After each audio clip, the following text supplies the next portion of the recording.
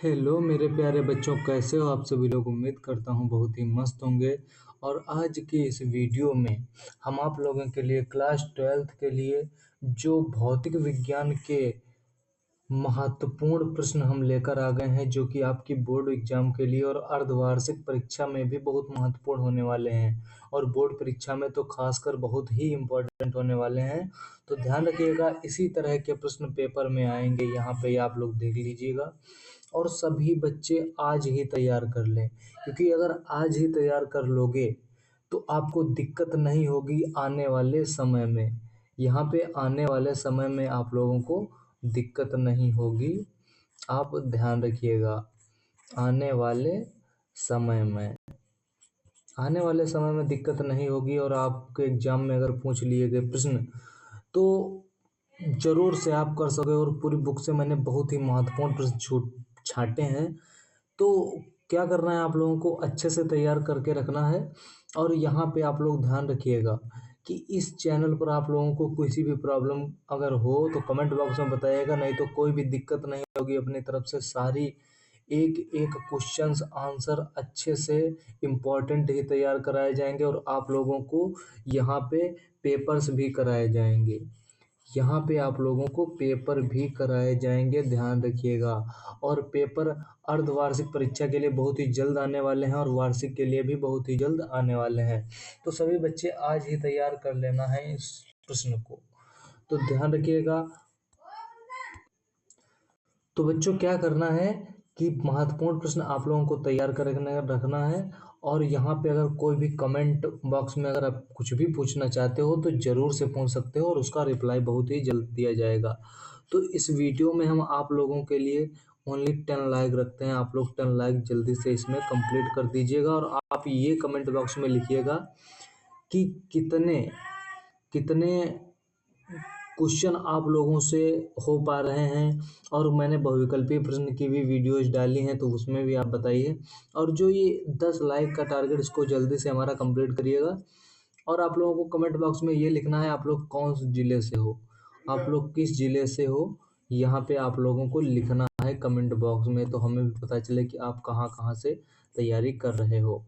तो question number 1 क्या कह रहा है, चलिए क्वेश्चन नंबर 1 की तरफ। क्वेश्चन नंबर 1 क्या कह रहा है, आप लोगों की स्क्रीन पर है कि किसी आवेशित क्षण, यहाँ पे मैं मार्कर थोड़ा हल्का करे ले रहा हूँ।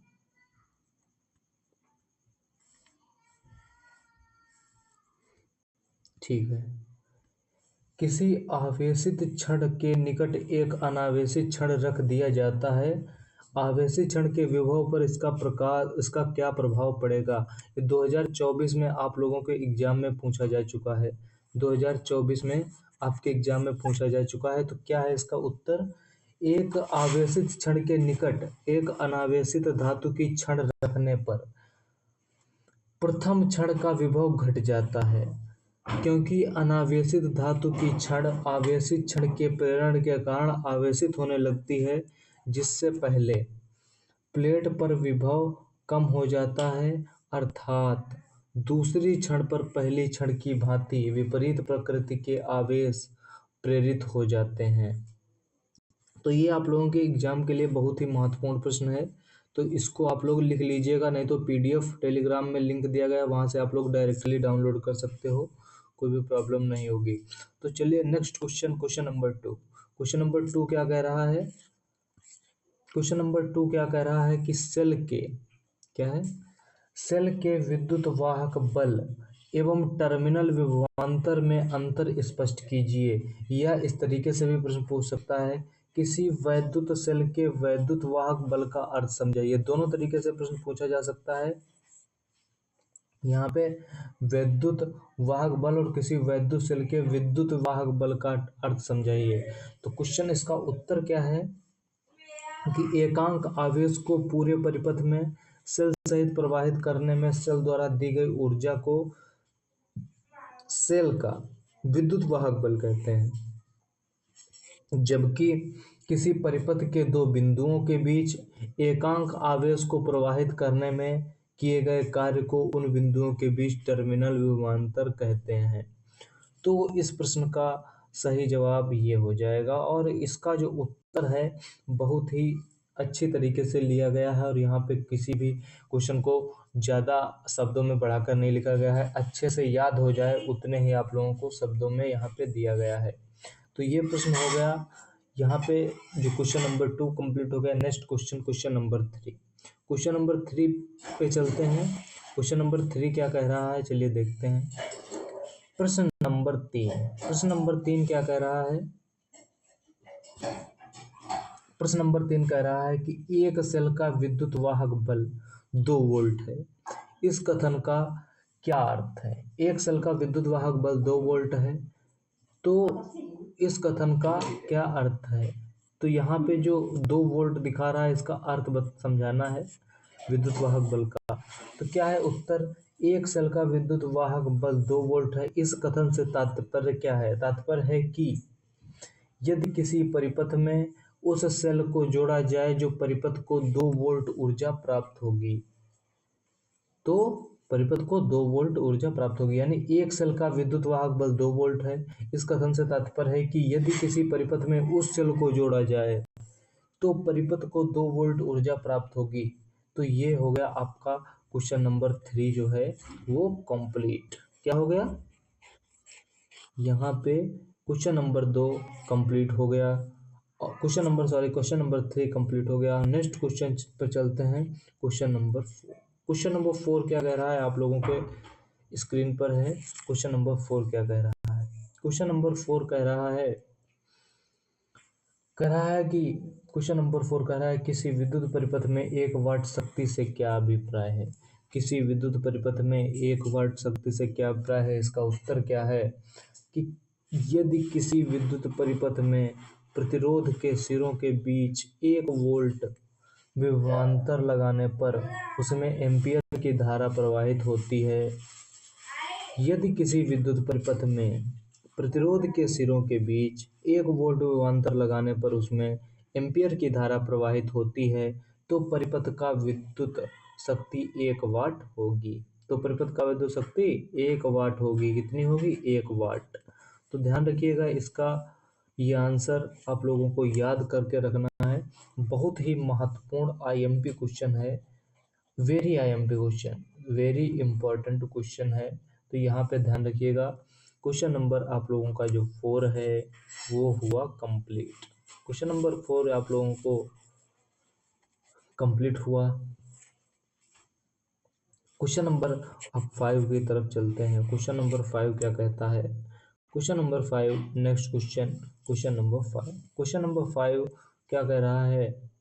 क्वेश्चन नंबर 5 कह रहा है कि एक धारा मापी को वोल्ट मीटर में कैसे बदलते हैं।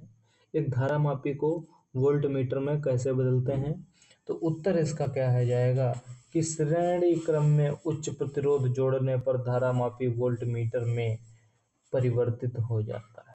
किसमें परिवर्तित हो जाता है, धारामापी वोल्ट मीटर में परिवर्तित हो जाता है। श्रेणी क्रम में उच्च प्रतिरोध जोड़ने पर, श्रेणी क्रम में उच्च प्रतिरोध जोड़ने पर धारामापी वोल्ट मीटर में परिवर्तित हो जाता है।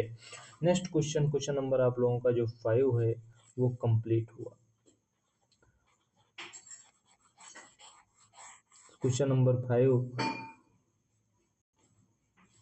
कंप्लीट हुआ। और नेक्स्ट क्वेश्चन, क्वेश्चन नंबर 6 क्या कह रहा है, आप लोग देख सकते हैं। धारा मापी को वोल्ट मीटर में कैसे बदलते हैं। क्वेश्चन नंबर 6 बेहद सरल और महत्वपूर्ण प्रश्न, आपके एग्जाम से बहुत ही महत्वपूर्ण हो जाएगा। प्रश्न नंबर 6, प्रश्न नंबर 6 क्या कह रहा है कि धारा मापी को वोल्ट मीटर में कैसे बदलते हैं। धारा मापी को वोल्ट मीटर में कैसे बदलते हैं। उत्तर क्या है, धारा मापी के प्रतिरोध को बढ़ाकर धारा मापी को वोल्ट मीटर में बदला जाता है। किसे, धारा मापी के प्रतिरोध को बढ़ाकर धारा मापी को वोल्ट मीटर में बदला जाता है। यानी प्रतिरोध को बढ़ाकर धारा मापी को वोल्ट में बदला जाता है। अब प्रश्न नंबर जो आप लोगों का 6 था, क्वेश्चन नंबर जो 6 था वो आपको कंप्लीट हुआ। क्या हुआ, कंप्लीट हुआ। क्वेश्चन नंबर 6 कंप्लीट हो गया। और next question, question number 7। Question number 7 आप लोगों की स्क्रीन पर, और क्वेश्चन नंबर 7 क्या कह रहा है? क्वेश्चन नंबर 7, चलिए क्वेश्चन नंबर 7 क्या कह रहा है? क्वेश्चन नंबर 7 क्या कह रहा है कि क्वेश्चन नंबर 7 है चुंबकीय क्षेत्र। कौन सा क्षेत्र? चुंबकीय क्षेत्र रेखाएं परस्पर प्रतिच्छेद नहीं करती हैं। चुंबकीय क्षेत्र रेखाएं परस्पर प्रतिच्छेद नहीं करती हैं, समझाइए। इसको आपको समझाना है किस तरीके से कि चुंबकीय क्षेत्र रेखाएं परस्पर प्रतिच्छेद नहीं करती हैं।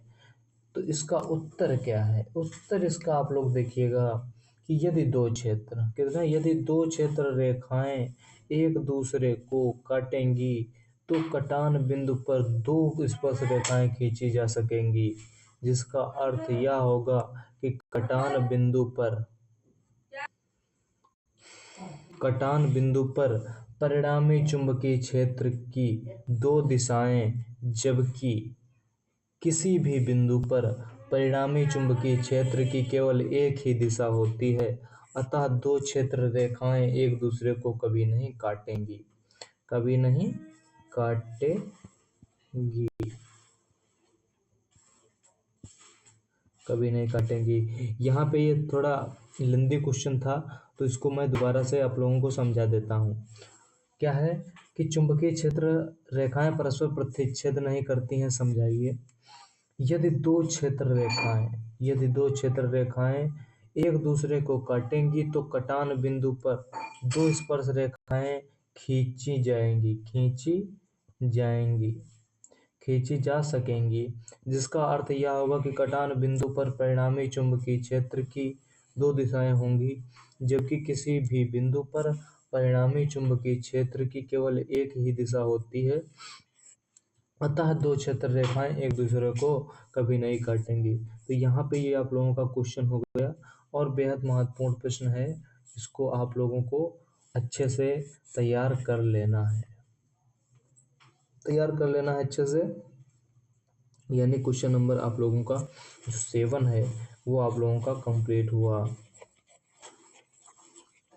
क्वेश्चन नंबर 7 कंप्लीट होगा। अब चलते हैं क्वेश्चन नंबर 8 पर। क्वेश्चन नंबर 8 क्या कह रहा है? क्वेश्चन नंबर 8 कह रहा है कि वैद्युत अनुनाद से आप क्या समझते हैं? वैद्युत अनुनाद से आप क्या समझते हैं? उत्तर है इसका, किसी वैद्युत परिपथ की वह स्थिति जब किसी विशेष अनुनादी आवृत्ति पर उस परिपथ की प्रतिबाधाओं या प्रवेश्यता के मान परस्पर निरस्त हो जाएं, वैद्युत अनुनाद कहलाती है। वैद्युत अनुनाद से आप क्या समझते हैं? क्या है क्वेश्चन, इसको मैं दोबारा से समझा देता हूँ। वैद्युत अनुनाद से आप क्या समझते हैं? किसी वैद्युत परिपथ की वह स्थिति जब किसी विशेष अनुनादी आवृत्ति पर उस परिपथ की प्रतिबाधाओं या प्रवेश्यताओं के मान परस्पर निरस्त हो जाएं, वैद्युत अनुनाद कहलाती है। और ये प्रश्न आप लोगों के एग्जाम के लिए बहुत ही महत्वपूर्ण है, और अच्छा प्रश्न है ये, आप लोग ध्यान रखिएगा। अच्छा प्रश्न है और सरल भी है, इसको आप लोग इजीली याद कर सकते हैं, इसमें कोई भी दिक्कत नहीं होगी। तो क्वेश्चन नंबर आप लोगों का जो 8 है, ये आप लोगों का 8 क्वेश्चन नंबर कंप्लीट हुआ। यहाँ पे आप लोगों का क्वेश्चन नंबर 8 जो है कंप्लीट हो गया। और क्वेश्चन नंबर 9 की तरफ चलते हैं। क्वेश्चन नंबर 9 क्या कह रहा है? आप लोगों की स्क्रीन पर है। क्वेश्चन नंबर 9 क्या कह रहा है कि क्रांतिक कोण की परिभाषा। क्रांतिक कोण की परिभाषा आप लोगों को से सीधे एग्जाम में पूछी जाएगी। तो उत्तर क्या है इसका कि सघन माध्यम में बना वह आपतन कोण जिसके लिए विरल माध्यम में अपवर्तन कोण 90 डिग्री हो, क्रांतिक कोण कहलाता है। क्या है कि सघन माध्यम में बना वह आपतन कोण जिसके लिए विरल माध्यम में अपवर्तन कोण 90 डिग्री हो, क्रांतिक कोण कहलाता है। तो बेहद महत्वपूर्ण प्रश्न है। नेक्स्ट क्वेश्चन, क्वेश्चन नंबर 10, यानी क्वेश्चन नंबर आप लोगों का जो 9 है, क्वेश्चन नंबर 9 है वो आप लोगों का कंप्लीट हुआ। आप लोगों का क्वेश्चन नंबर 9 जो है वो कंप्लीट हो गया। और यहाँ पे हिंदी से रिलेटेड जो है आप लोगों को बहुत ही जल्दी वीडियो मिल जाएगी। हिंदी से आप लोगों को रिलेटेड बहुत ही जल्दी वीडियो मिल जाएगी। और हिंदी इंग्लिश जो है,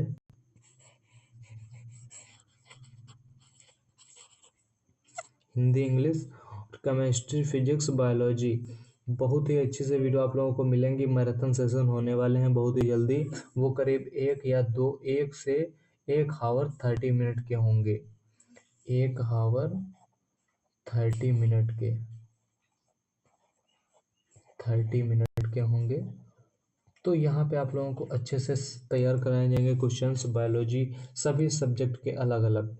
तो यहाँ पे आप लोगों को क्या करना है, इस चैनल से जुड़ जाइएगा और आप लोग अच्छे से तैयारी करिएगा। नेक्स्ट क्वेश्चन है क्वेश्चन नंबर 10। क्वेश्चन नंबर 10 क्या कह रहा है, बहुत ही, ये मैं क्वेश्चन आप लोगों के लिए सीधे मैं इसका उत्तर नहीं देने वाला था।